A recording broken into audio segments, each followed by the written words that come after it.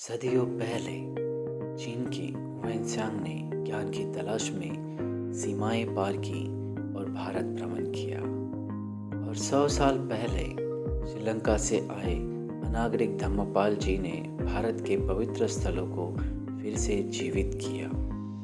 आज मैं भी एक मकसद लेकर भारत भ्रमण कर रहा हूँ, देश से जुड़ने के लिए, शांति के लिए, प्रकृति की रक्षा के लिए, ध्यान और कला का महत्व समझाने तथा सूक्ष्मवाद को अपनाने की जरूरत बतलाने।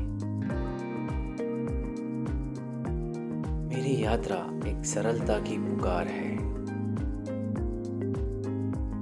कम संसाधनों में जीने की और अधिक महसूस करने की कला, धीरे चलने की और दूसरों को प्रेरित करने की एक कोशिश है। ये सिर्फ यात्रा नहीं, ये मेरा संकल्प है।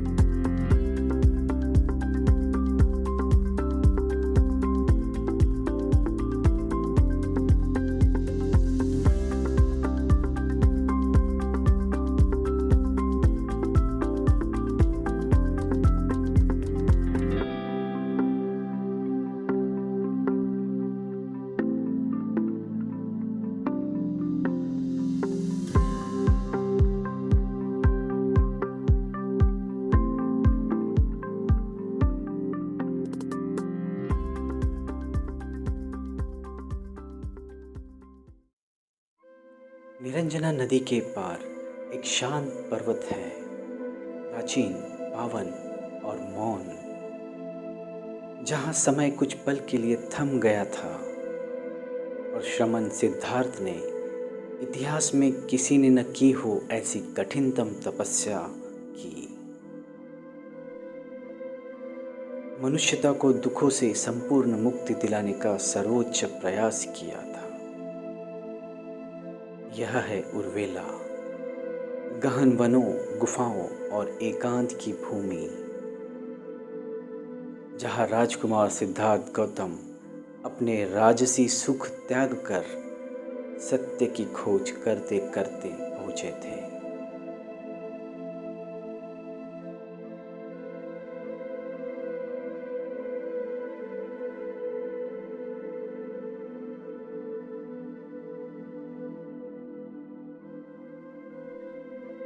इन्हीं पहाड़ियों की एक गुफा में उन्होंने की थी कठोरतम तपस्या, उपवास, प्राणायाम और अचल ध्यान। शरीर सूख गया कंकाल सा, हड्डियां झलकने लगी, शरीर पर केवल एक चमड़ी की परत रह गई और मन केवल परम सत्य की खोज में लीन रहा। 6 वर्षों तक ये पर्वत उनके मौन संघर्ष के साक्षी बने। संघर्ष बाहर की दुनिया से नहीं, बल्कि स्वयं से, अपने अंदर के मारा से।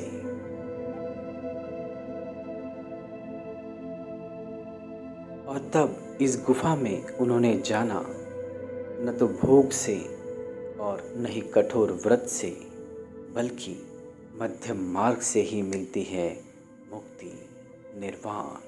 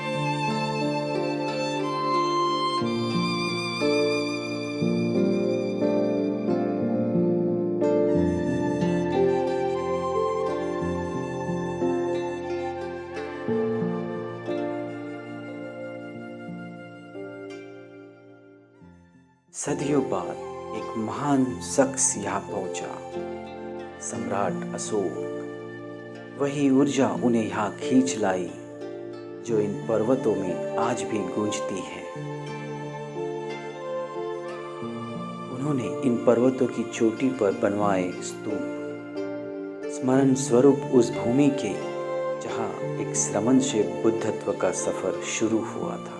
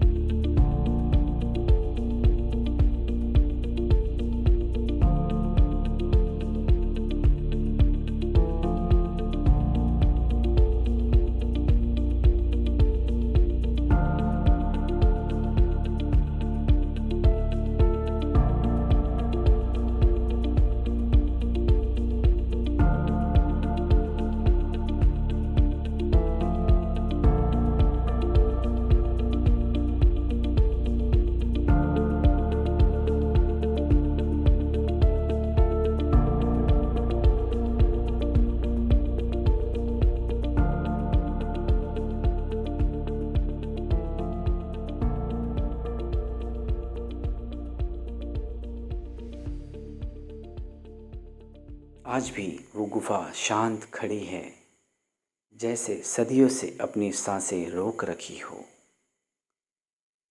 यहाँ की हवा में प्राचीन ज्ञान की गूंज आज भी महसूस होती है। जो लोग यहाँ आते हैं उन्हें एक अद्भुत शांति का अनुभव होता है।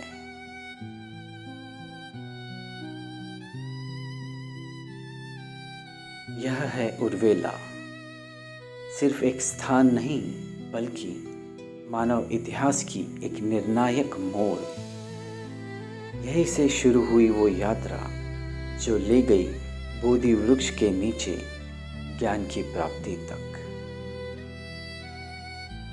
एक मौन पर्वत, एक सत्य की गुफा और एक शाश्वत संदेश कि शांति भीतर से शुरू होती है।